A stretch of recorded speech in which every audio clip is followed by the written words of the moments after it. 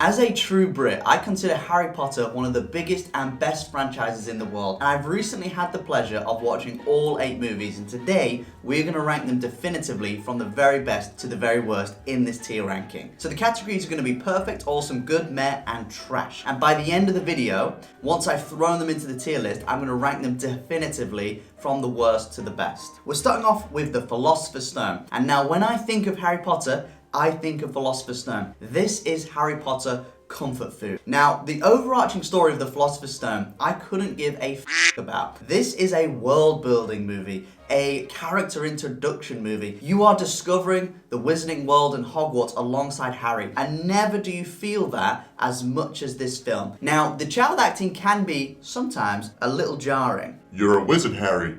I'm a what? The child acting can be jarring at times, but that adds to the joy and the whimsy of the movie. And the real magic is the casting. Not only have they got Hermione, Ron, and Harry cast to perfection, but Dumbledore, Hagrid, Snape, McGonagall, Filch, all the supporting cast and the main cast. Now, Chamber of Secrets I consider one and the same with Philosopher's Stone. It has the same look and feel, the same director. Chamber of Secrets has the advantage that the world building's done, so we can get straight into the whodunit Mr. Murdery. I do have one gripe with this movie, which is Ron turned into a whiny little He goes from someone who outwitted and outmaneuvered in that game of chess and won the day, or at least helped win the day. In this, he's scared to fly his car, he's scared of spiders, he's got a broken wand, he's vomiting slugs out of his mouth, and he's a useless, whiny little brat throughout this whole film, and it does get a little grating. Prisoner of Azkaban is widely considered the best Harry Potter movie, and for good reason. They couldn't have done anything about it, but I must admit that Dumbledore in the first 2 movies absolutely slaps the Dumbledore recast. From Prisoner of Azkaban onwards,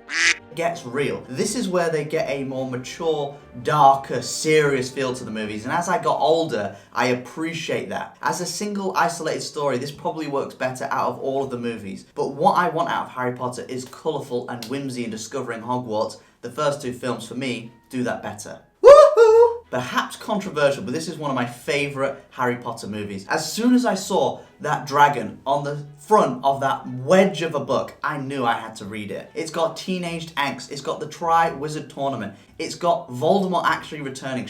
Really does get real here. It's got peril, it's got the hair, it's got everything I want. It's got a big ass dragon. I would have to rewatch it to fact check that, but at the moment, I watched these a few weeks ago and I consider Goblet of Fire a near enough perfect Harry Potter movie. You haven't watched this tier list to see me meat ride all of the Harry Potter films, because they could easily all go into perfect and awesome. This has some insane aspect, particularly the Ministry fight at the end, and a villain that you love to hate in Umbridge. It's just the overarching story in Goblet of Fire is Voldemort returning. The overarching story in Order of the Phoenix is he's returned, by the way, please trust me. This film has some really good aspects, and Harry finally gets a little smooch. Just the overarching story, just not as strong. Now, I enjoyed Half-Blood Prince a tremendous amount, and that Dumbledore death is done to near enough perfection. The wands lifting at the end, him falling down in slow-mo, Snape having to be the one who killed him, Malfoy's betrayal. It's just the look and the feel is a little bit drab, even though I like the serious, melancholy vibe, and it does sell the fact that the whole world has got darker. It just sometimes actually visually to look at is a little dark.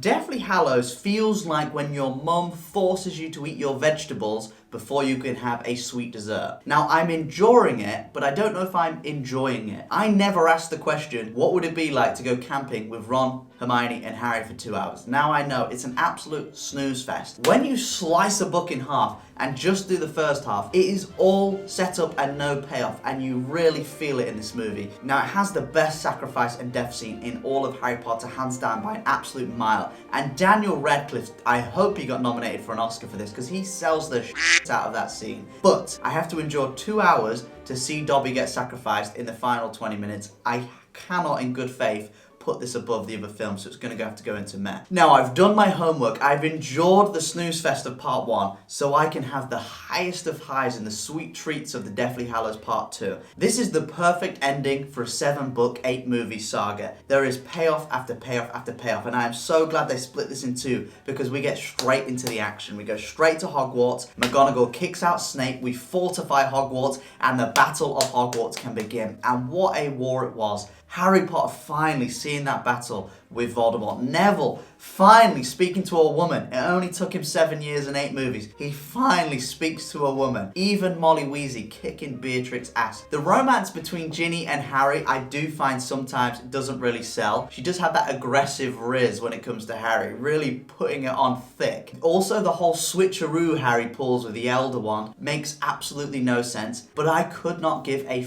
the payoff in these final movies is absolutely everything you want, and I am a sucker for a happy ending. I am more than happy to see Harry, Ron, and Hermione, even Malfoy, getting a happy ending, and that reason, Deathly Hallows has got to be a perfect movie for me. Now, I want to put this definitively from worst to best, so we're going to give that a go now. It's going to be difficult. Like I said, these could all go in awesome and perfect, but let's go worst to best definitively. Grindelwald and Fantastic Beasts, do these movies even exist? They're the worst. Part 2, Deathly Hallows, followed by Order of the Phoenix. There is a gap between them two. Closely followed by Half-Blood Prince. I think a little bit of a step up now with Chamber of Secrets, Prisoner of Azkaban, and Goblet of Fire. A slight step up for Deathly Hallows Part 2. And then to finish it off, my favourite film has got to be Philosopher's Stone, even though I'm acutely aware that the acting and story is much tighter in later films. If you enjoyed and you're a Harry Potter fan, smash a like, subscribe for more tier rankings, and bros, I will see you in the next video. Boom! Let's go!